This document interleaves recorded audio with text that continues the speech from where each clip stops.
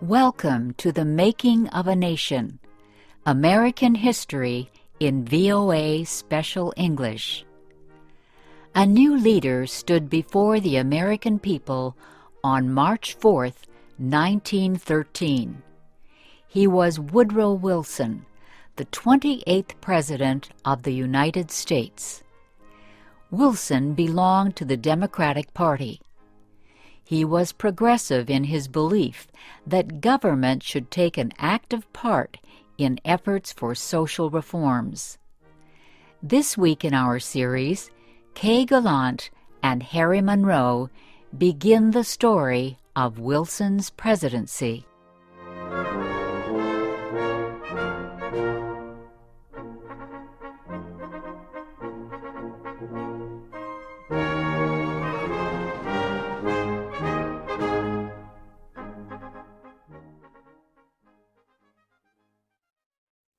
Woodrow Wilson had spent most of his life at Princeton University. First, he was a professor. Then, he was university president.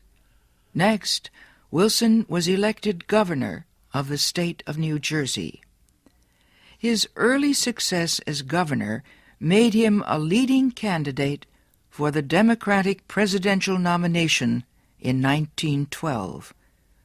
Wilson traveled widely around the country during the campaign. He made speeches to many groups. He tried to make himself and his ideas known to as many Americans as possible. Wilson called his program the New Freedom. One of his campaign promises was to fight for better conditions for America's small business owners. Such proposals helped him win the Democratic nomination for president. Then he defeated President William Howard Taft and former President Theodore Roosevelt in the election. Woodrow Wilson, the former president of a university, had become the president of a nation. The largest crowd in Washington, D.C.'s history welcomed Wilson outside the Capitol building on the day of his inauguration.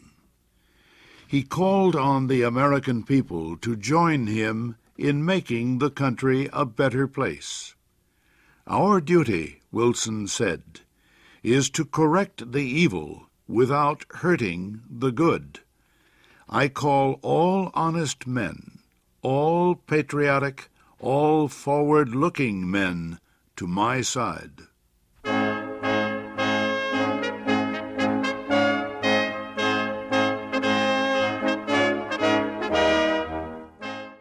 Wilson wasted no time. He immediately called a special session of Congress to act on Democratic campaign promises to reduce import taxes or tariffs. Wilson felt strongly about the need to reform these taxes. He broke tradition by leaving the White House to appear before Congress in person to appeal for his tariff proposals. Many members of Congress opposed Wilson's plans, but the new president used the results of a Senate investigation to win the fight. The investigation showed that a number of senators owned companies that depended on high tariffs for their profits. The votes of these senators were influenced by their property holdings. Public knowledge of the situation forced many of them to give up their holdings and stop resisting tariff reform. Congress finally approved Wilson's proposals. Lower tariffs reduced the amount of money taken in by the federal government.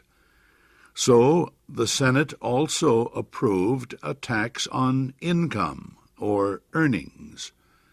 A constitutional amendment had been passed earlier to permit such a tax. President Wilson and the Democratic Party were pleased with the new tariff and income tax bills. But they were far from finished. Next, they turned their efforts to reform of the banking industry. For several years, many people had recognized the need for changes in the banking system. The old system of uncontrolled private banks had developed years earlier, before the United States became a major industrial nation.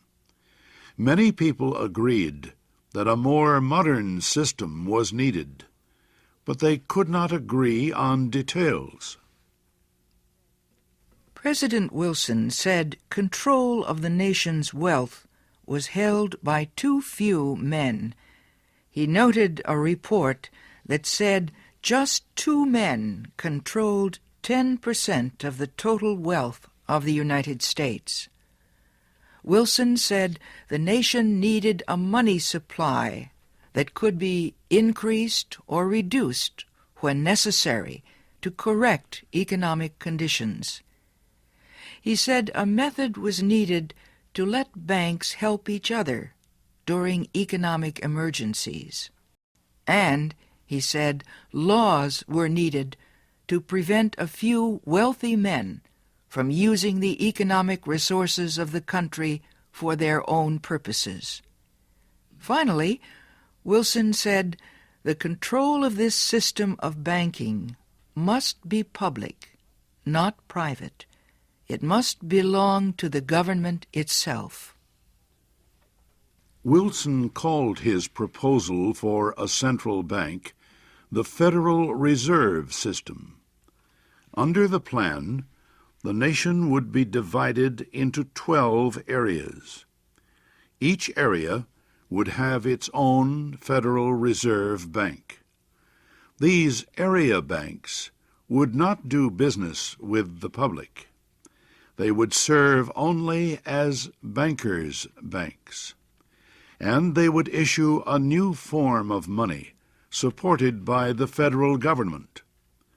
Most important, the leaders of the new system would be chosen by the government, not by private business.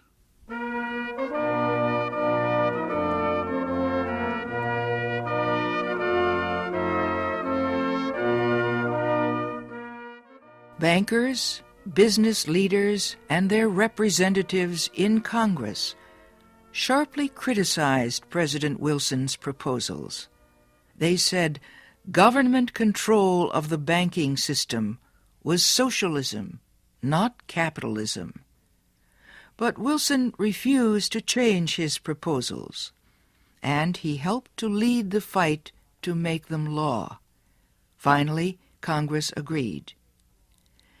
It did not take long for bankers to discover that the new system was much better than the old one.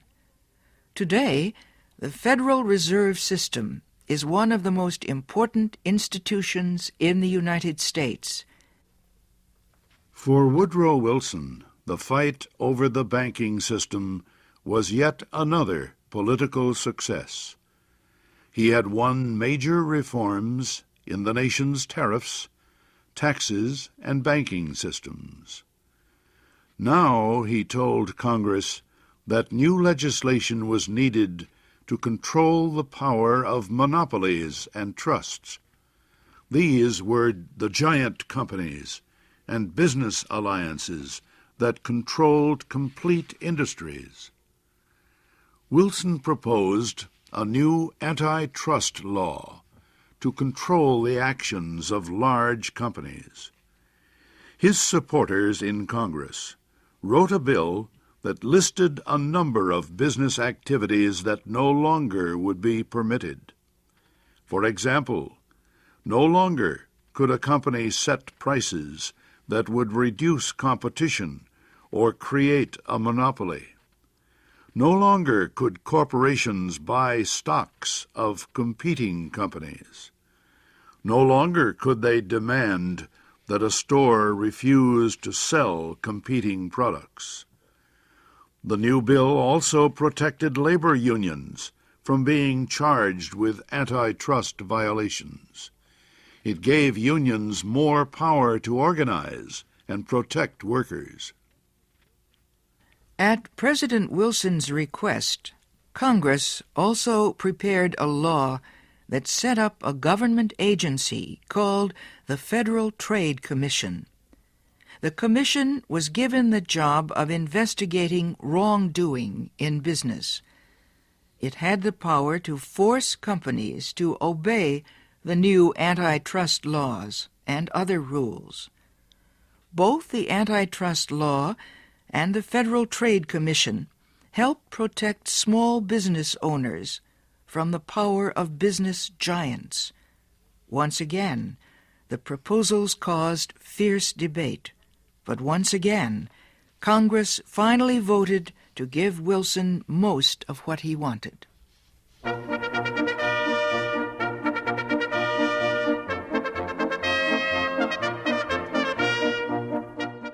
The early months of Wilson's term were one of the most successful times in the history of any president. The new president had won the election by promising major reforms in the economic life of the country, and he had kept that promise. The reforms were not only a victory for Woodrow Wilson, they also changed the face of American business and economics for many years to come. The income tax, for example, grew to become the federal government's main source of money. Woodrow Wilson had taught history in the days when he was a professor